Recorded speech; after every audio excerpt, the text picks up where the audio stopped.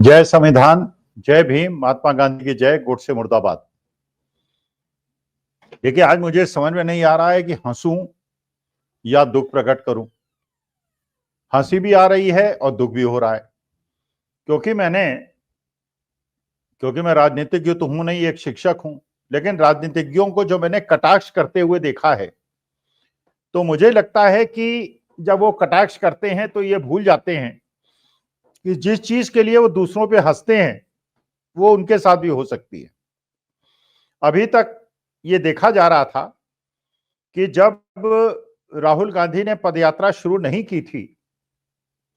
तो बड़े बड़े नेता, बड़े बड़े खानदानी कांग्रेसी कांग्रेस छोड़ के भारतीय जनता पार्टी की ओर जा रहे थे। अलग अलग कारणों से आ रहे थे, और पूरे हिंदुस्तान में हजारों ऐसे उदाहरण हैं जब भारतीय जनता पार्टी में लोग गए कांग्रेस को छोड़कर, और ऐसे ऐसे लोग छोड़ के गए जो कि खानदानी कांग्रेसी थे, जिनके पिता चीफ मिनिस्टर थे, जिनके बाबा चीफ मिनिस्टर थे, और नाम बहुत सारे हैं, आप सब जानते हैं। अशोक चव्हाण साहब के पिताजी भी महाराष्ट्र के मुख्यमंत्री रहे। बलराम जाखड़ के बेटे सुनील जाखड़, जो कि कांग्रेस प्रदेश पंजाब कमेटी के अध्यक्ष थे, वो अचानक भारतीय जनता पार्टी में चले गए और भारतीय जनता पार्टी में प्रदेश अध्यक्ष बन गए। उत्तर प्रदेश के अंदर सीपीएन सिंह हुआ करते थे, ये कांग्रेस के बड़े नेता, उनके बेटे आरपीएन सिंह कांग्रेस के बड़े निष्ठावान कार्यकर्ता थे। अचानक वो भारतीय जनता पार्टी में चले गए।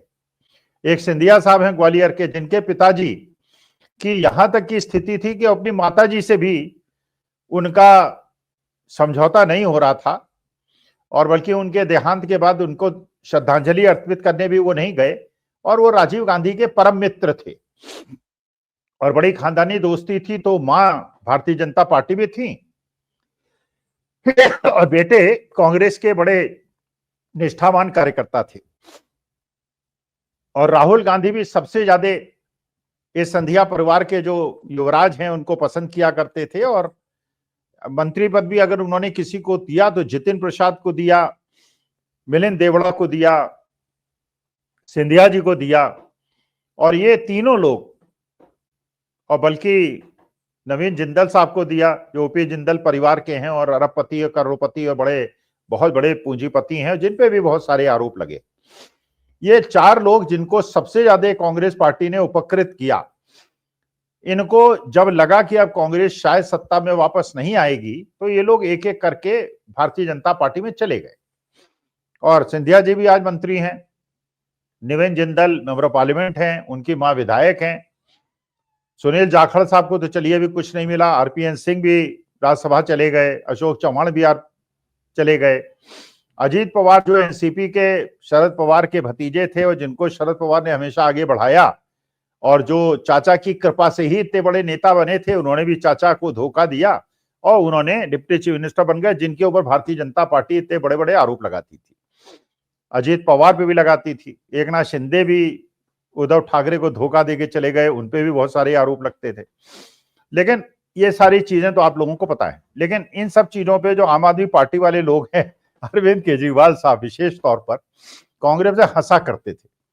और जब ये कन्विंसिंग करने जाते थे गोवा में या गुजरात में, तो कहते थे कि कांग्रेस को वोट देने से कोई फायदा नहीं, क्योंकि अगर आप कांग्रेस को वोट देंगे तो कांग्रेसी जो हैं तो भारतीय जनता पार्टी में चले जाएंगे,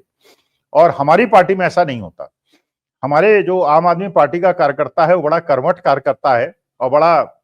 डेडिकेटेड कार्यकर्ता है, तो कांग्रेस के लोग तो जीतने के बाद भी भारतीय जनता पार्टी में जा सकते हैं, हमारे लोग नहीं जा सकते। अब जो सिंधिया साहब ने, नवीन जिंदल ने, मिलिंद देवड़ा ने, आरपीएन सिंह ने, जितिन प्रसाद ने कांग्रेस के साथ किया, वही चीज अब आम आदमी पार्टी और अरविंद केजरीवाल के साथ हो रही है। अब इसी पे मुझे लगा कि मैं हंसूं या रोऊं, मुझे खुद समझ में नहीं आ रहा है, क्योंकि इसमें भी एक गौतम साहब थे, उनपे भी भारतीय जनता पार्टी का बहुत ज्यादा दबाव था, ईडी सीबीआई इनकम टैक्स का बहुत ज्यादा दबाव था, और उन्होंने भी अचानक एक आम आदमी पार्टी, जिसके बारे में कहा जाता है बड़े सिद्धांतवादी पार्टी है और बड़ी डेडिकेटेड लोगों की पार्टी है, उन गौतम साहब ने अचानक आम आदमी पार्टी को छोड़ा और वो भारतीय जनता पार्टी में चले गए। अब एक नए कलाकार पैदा हुए हैं, और ये वो कलाकार महोदय हैं कि जब से पिछले 7-8 साल से आम आदमी पार्टी की सरकार बनी है, लगातार ये मंत्री रहे करीब करीब, और बड़े कद्दावर नेता माने जाते थे। भाई अगर आप सोचिए 70 सीटों में से अगर 62-63 लोग आम आदमी पार्टी के जीते हैं, उसमें 5 लोग में से 3-4 लोग ऐसे रहे जो हमेशा कॉमन रहे, और ये कैलाश गहलोत साहब भी उसमें हमेशा कॉमन रहे। इसका माने जैसे कि सिंधिया जी को राहुल गांधी ने बढ़ाया, जैसे बलराम जाखड़ जी को इंदिरा जी ने और राजीव गांधी ने बढ़ाया, अशोक चौहान को और उनके पिताजी को कांग्रेस पार्टी ने बढ़ाया, उसी प्रकार से कैलाश गहलोत साहब को आम आदमी पार्टी ने और अरविंद केजरीवाल ने बढ़ाया। अब अरविंद केजरीवाल साहब को भी ये महसूस हो रहा होगा कि ये लोग जो हैं, जिनको आप समझते हैं कि बड़े निष्ठावान होते हैं और ये किसी प्रलोभन में नहीं आएंगे, तो महाराज ये मत सोचिए कि सब आप जैसे होते हैं जो कि 2 साल, 1.5 साल, 1 साल, 6 महीने जेल में रह लेते हैं और अपनी निष्ठा नहीं बदलते। जैसे महाराष्ट्र के अंदर आपने एक देखा, अनिल देशमुख साहब थे जिन पे एक अनर्गल आरोप लगाया गया, बिना किसी प्रूफ के आरोप लगाया गया, 14-15 महीने उनको जेल में रखा गया, और इतना कद्दावर नेता था जो कि महाराष्ट्र का गृह मंत्री था, और एक एक्यूज्ड पुलिस कमिश्नर के आरोप पे उनको जेल रखा गया, क्योंकि उनसे पहले कहा गया था कि या तो आप शरद पवार और उद्धव ठाकरे को फंसवा दीजिए, नहीं तो हम आपको जेल भेज देंगे। उसने उस नोटिस को फाड़ के फेंक दिया था और 15-16 महीने जेल रहा और झुका नहीं। तो Anil Deshmukh is a different class. इसी प्रकार से संजय राउत साहब को भी इन्होंने जेल में रखा। संजय राउत साहब ने भी झुकना पसंद नहीं किया, उद्धव ठाकरे के प्रति जो उनका समर्पण था उसको नहीं छोड़ा, जेल रह आए, कोर्ट ने उनको बरी कर दिया, लेकिन उद्धव ठाकरे के साथ लड़की लगे हुए। ऐसे ही नवाब मलिक साहब थे, बड़े वोकल थे, और नवाब मलिक साहब भारतीय जनता पार्टी और समीर वानखेड़े के खिलाफ बहुत ज्यादा बोला करते थे, बड़े वोकल हुआ करते थे, शरद पवार के बड़े खासम खास थे, और उनको भी जेल भेज दिया गया, उनको भी छोड़ दिया गया। फिर ये शरद पवार के बजाय वो अजीत पवार के पास चले गए, खुद भी वो एनसीपी के टिकट पे लड़ रहे हैं, उनकी बेटी भी लड़ रही है, और जिनको भारतीय जनता पार्टी दाऊद इब्राहिम का खासम खास बताती थी, आज मजबूरी देखिए कि भारतीय जनता पार्टी को उनकी कन्विंसिंग करनी पड़ रही है, और उसी महायुति के वो एक कैंडिडेट है, उनकी बेटी भी कैंडिडेट है। अब कैलाश गहलोत साहब से कोई ये पूछे कि आप जब 6-7 साल में आप लगातार मंत्री रहे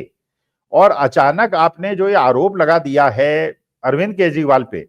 कि शीश महल बन रहा था, अरे शीश महल कल तो बन के तैयार हुआ नहीं, शीश महल तो बहुत दिनों से 2-3 साल से बन रहा होगा, आप बनता हुआ देख रहे होंगे। जब अरविंद केजरीवाल उसमें रहते थे तब आपने आपत्ति नहीं की, अब तो वहां पे आतिशी रहती है, अरविंद केजरीवाल तो वहां रहते भी नहीं। तो इस बात पे अचानक आपकी नींद खुली, फिर आपने कहा जमुना क्लियर नहीं हुई है, तो 5-6 साल से तो आप मंत्री थे, अगर दिल्ली के लोगों की जनसंख्या समस्याओं का समाधान नहीं हुआ तो गहलोत साहब आप कैसे रिस्पॉन्सिबल नहीं है। लेकिन ये पता चला कि गहलोत साहब के ऊपर पिछले 6-7 महीने से भारतीय जनता पार्टी का दबाव तो कितना था, तो वो तो था ही, ईडी सीबीआई इनकम टैक्स का बहुत ज्यादा दबाव था, एक ट्रांसपोर्ट कुछ स्कैंडल की बात होती है, बसों के स्कैंडल की बात होती है जिसमें उनका नाम था, तो अचानक उनको बिल्कुल उसी से हेमंत शर्मा की नींद खुली थी और वो अचानक चीफ मिनिस्टर बनना चाहते थे, 20-25 साल तक कांग्रेस के साथ थे, चाहते थे कि तरुण गोगोई के बाद उनको मुख्यमंत्री बनाया जाए, कांग्रेस ने स्वीकार नहीं किया, तो उसके बाद वो अचानक भारतीय जनता पार्टी चले गए और सेकुलर से अचानक वो हिंदूवादी हो गए, आज पूरे हिंदू मुसलमान में बटेंगे कटेंगे में लगे हुए हैं, और पूरे झारखंड के अंदर और आसाम के अंदर उन्होंने तूफान मचा रखा है देश को हिंदू मुसलमान के तोड़ने के लिए। अब कैलाश गहलोत साहब जो हैं अचानक प्रकट हुए और उन्हें परेशानी होनी शुरू हो गई और उन्होंने आम आदमी पार्टी को छोड़ दिया। आम आदमी पार्टी को ही केवल नहीं छोड़ा, आज पता चला है कि वो भारतीय जनता पार्टी उन्होंने ज्वाइन कर ली। अच्छा, ये भी पता चला कि देखिए भारतीय जनता पार्टी में कितना त्वरित न्याय होता है। ये सुना है, सच है गलत, ये सोशल मीडिया में मैंने पढ़ा है कि केंद्र सरकार ने या जो जांच एजेंसीज हैं उन्हें बस घोटाले के अंदर जो आरोपी बनाया गया था, आरोप पत्र से उनका नाम हटा दिया गया है। मतलब इधर उन्होंने आम आदमी पार्टी को छोड़ा, भारतीय जनता पार्टी को ज्वाइन किया, सुना है, I don't know, I don't have the proof right now, social media में जो चल रहा है मैं आपको वो बता रहा हूं। इसका मतलब यह है कि कैलाश गहलोत साहब ने अरविंद केजरीवाल को धोखा दिया, भारतीय जनता पार्टी को ज्वाइन किया और उनके आरोप वैसे ही वापस हो गए जैसे अजीत पवार के हो गए, जैसे सरनायक साहब के महाराष्ट्र के अंदर हो गए थे, जैसे अशोक चौहान के वापस हो गए थे। जैसे लोगों पे आरोप लगते हैं, दबाव होता है और उसके बाद अब अरविंद केजरीवाल साहब को यह सोचना चाहिए कि ये समझना चाहिए कि भैया ईडी सीबीआई से आपको डर नहीं लगता, मनीष सिसोदिया को डर नहीं लगता, संजय सिंह को डर नहीं लगता, सत्येंद्र जैन को डर नहीं लगता, लेकिन बाकी लोगों को तो डर लगता है। और जहां पे उनके घर पे रेड हो जाए, उनकी संपत्तियां अटैच हो जाए, तो महाराज इस प्रकार से किसी दूसरे पे हंसना नहीं चाहिए, क्योंकि आज जनता ये देख रही है, दिल्ली की जनता हतप्रद है कि वो गहलोत साहब जो कि आम आदमी पार्टी के सबसे बड़े सिपहलदार थे